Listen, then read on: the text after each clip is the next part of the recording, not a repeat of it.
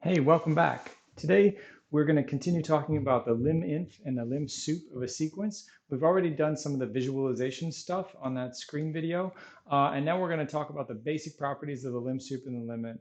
Let me remind you of the definition. The lim supremum of a sequence is the limit as cap n goes to infinity of the supremum of the tail of that sequence. So the idea here is that you have a sequence an and you cut it off at a certain point and just take the tail sequence. Now, having excluded some of those earlier terms, then that tail sequence has fewer values, and among those values, you take the supremum. Okay, so that's a value that depends upon cap n, which is the location where you cut that off. The farther down you cut it off, the lower that supremum has a chance to be, because it can be the supremum of fewer and fewer terms. So as a function of cap n, we take those terms and then we take the supremum of those terms. And then we let cap n go to infinity. So that supremum is a function of cap n.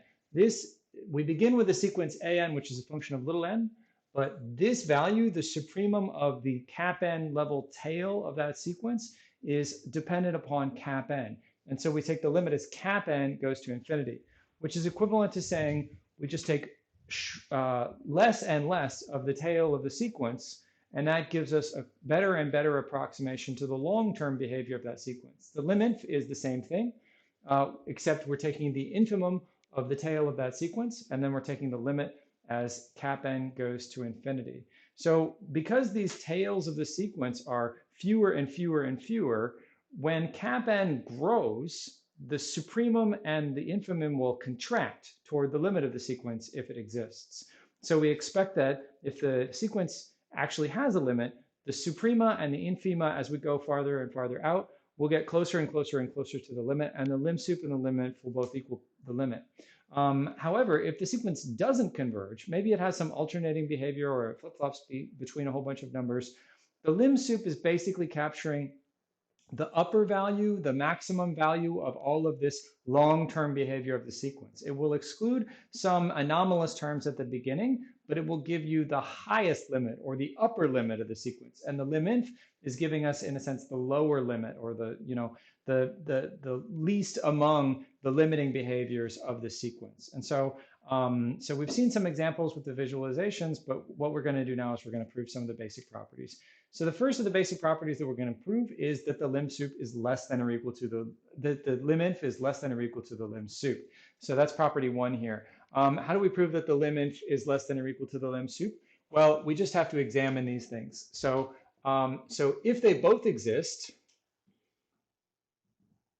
then the liminf is a limit of an infimum of a set, and the limsup is a limit of the supremum of the same set. So the infimum of the set an, where n is greater than n, is always going to be less than or equal to the supremum of the same set. So notice this is the same set here depending on cap n, and this is the set depending on cap n. And that means that if we think of this whole thing here, if you think of that as being a term of a sequence which depends upon cap n, then this term must be greater than or equal to this term. So now we're thinking of these suprema of tails or infima of tails. We're thinking of that as being a sequence in and of its own, a sequence of its own, but one that depends upon cap n, not little n. And as a function of cap n, this term of that sequence is always less than or equal to this, because this is an infimum of a set, and that's the supremum of the very same set. And that means that we always have this. And so the limits, if they exist, so the limits, if they exist, must obey the same inequality.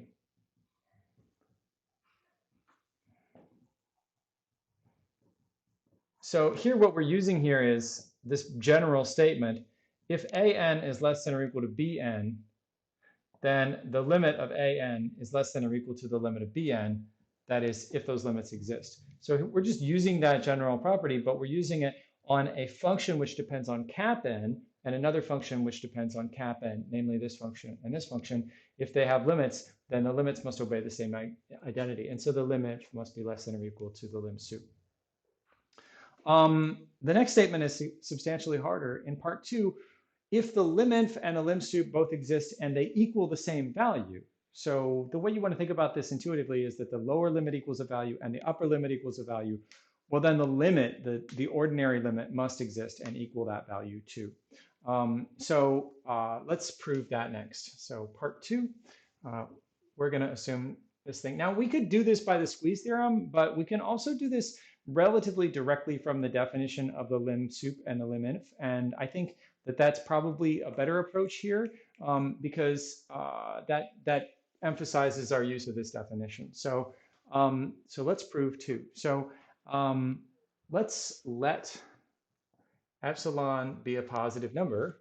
And what we're going to do is we're going to choose an n1 for epsilon in the definition of the limit as n goes to infinity of the supremum of this set. So we're choosing an n1 for epsilon in the definition of this limit. This is a limsup, but this part of it is an ordinary limit, and I'm just choosing I'm choosing n1 for epsilon according to the definition of the limit. And what does that mean? So then what that gives us is for any, so now I would normally say for any n in the naturals, but notice this is a sequence which is indexed by cap n. And so where I would normally say little n, I'm going to say cap n. For any n in the naturals, if n exceeds cap n1, then what do we have? We have the distance between this thing and a is less than epsilon. So the supremum of an where n exceeds cap n minus a is less than epsilon. And now we really only need part of that. And so I want to immediately sort of specialize this so that we get what we need here. What we really need is, I wrote supremum here, but I should work on the infimum first. So let's do this for the infimum first. So what I really need here is only part of this. I need a relationship between the infimum and a minus epsilon. So here, a minus epsilon is going to be less than the infimum of an for n greater than n. So whenever you get the distance between the infimum and a less than epsilon, that places the infimum between a minus epsilon and a plus epsilon. And I don't need that ladder inequality, so I'm just going to state this. Now, that's what we know from the definition of the infimum. Let's write down what we know from the definition of the supremum. So what do we know here? We know that the supremum is also equal to a, so we're going to choose cap n1 for the same epsilon in the definition of the limsup, which is really the definition of the limit as n goes to infinity of the supremum of an n greater than n. So, and what does that give us? That gives us the power to say for any n in the naturals, if that n exceeds n2, then we have the same relationship, but using the supremum instead of the infimum. Minus a less than epsilon. So basically, this is the definition of the limit as applied to this limit here, keeping in mind that this limit is a function of n, cap n, not a function of little n. And so there's been a slight change in the notation here. When we refer to the nth term of the sequence, we're referring to it by that cap n. And when we're saying if n is greater than that thresholding value, then we're also calling that cap n because this is a function of cap n. And then this statement gives us something further. This actually gives us two inequalities just like this does, but I'm going to throw away one of them and only keep the one that's interesting to us, and that is this one. So that's going to be less than a plus epsilon. So from this inequality, I get two inequalities. I get this supremum is less than a plus epsilon, but it's also greater than a minus epsilon. I don't need that statement, and so I'm just going to sort of throw it out here because we won't be using it. Now, we've got a cap n1 and we've got a cap n2, and I'm going to just choose a value cap n3 and then it's going to be the max of these things. And then I'm going to choose some cap n greater than that. So let's let cap n3 be the max of these two values. And I'm going to choose cap n to be simply n3 plus 1, which is bigger. It's going to be bigger than n1, and it's going to be bigger than n2, right? So that value exceeds n1, and that value exceeds n2. So I guess that these things are true. So let's write down what we know about that. We know that a minus epsilon is less than the infimum of the values an, where n exceeds n.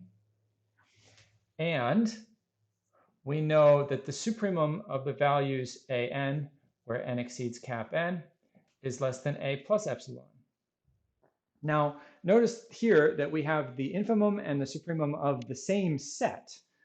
And we have the infimum, which is like its min, greater than a minus epsilon, and the supremum, which is like its max, less than a plus epsilon. And so if the supremum of a set is less than a plus epsilon, then all of its members have to be. And if the infimum of a set is greater than some value, then all of the members of that set have to be.